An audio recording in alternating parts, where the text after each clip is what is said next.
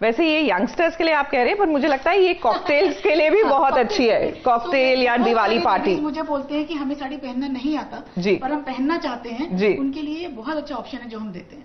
जी हाँ, और फटाफट से आप तैयार हो सकते हैं। एंड आई थिंक ये जो आजकल शिमरी और सीक्वेंस है ये बहुत इन वोग हैं, स्पेशली दिवाली के टाइम, तो इट मेक्स द ट्रेंड्स। तो जरूर ट्राई कीजिए। और चलिए आपको लिए चलते हैं इसी के साथ मन्नत की ओर।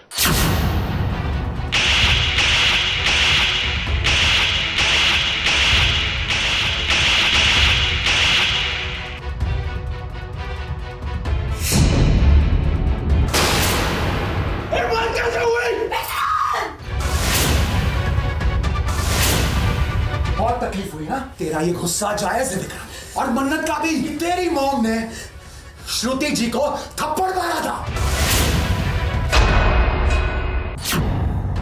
अपने लाडले पुत्र को ये सब नहीं बताया तुमने?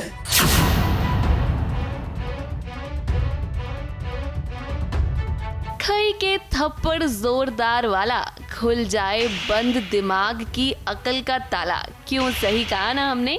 अब भाई अपनी दवाई का स्वाद जब इंसान चखता है ना, तो तभी उसे पता चलता है कि वो दूसरे के साथ कितना गलत और कितना सही कर रहा है।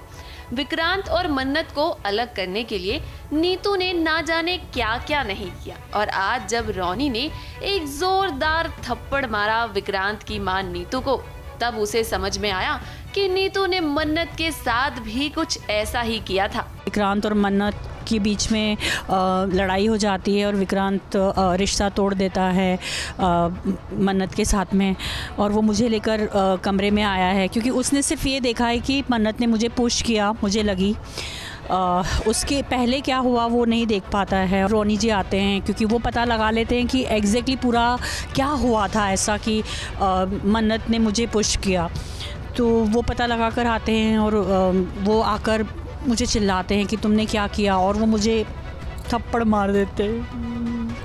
अब वो क्या है ना कि अक्सर इंसान को समझाने के लिए एक्सपेरिमेंट की जरूरत पड़ती है, तो रोनी ने सोचा कि क्यों ना आज इसी एक्सपेरिमेंट से विक्रांत को भी समझाया जाए कि नीतू ने मन्नत के साथ क्या किया। विक्रांत ने मन्नत के साथ अपना रिश्ता इसीलिए तोड़ लिया था क्योंकि उसे लगा था कि मन्नत ने उसकी मां नीतू को धक्का दिया है, पर उसे तो पूरा सच मालूम ही नहीं था कि इससे पहले नीतू ने मन्नत की मां को थप्पड़ मारा, और उसके बाद जब वो मन्नत को थप्पड़ मारने जा रही थी तो अपने बचाव में आकर मन्नत ने नीतू को धक्का दिया था। फिर वो बताता है कि एग्जैक्टली हुआ क्या था, क्योंकि तुम्हारी माँ ने उनको पहले थप्पड़ मारा, फिर वो मन्नत के ऊपर अग्रेसिव हुई, इसलिए मन्नत ने अपना बचाव किया और इन्हें पुश किया।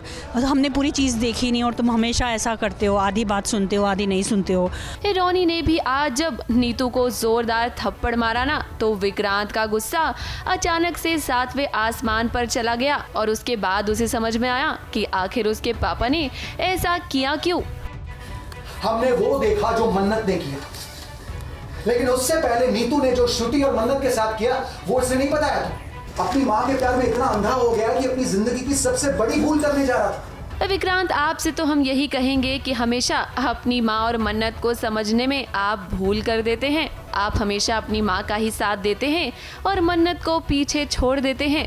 अब उम्मीद तो हम यही करेंगे कि भगवान ना आपको थोड़ी सी बुद्धि दे, ताकि आपको समझ में आए कि मन्नत तो हमेशा से ही आपके साथ थी, आपने ही उसके साथ इतना बुरा किया। मुंबई से कैमरामैन अक्षय खरमाले के साथ एबीपी न्यूज रिपोर्ट।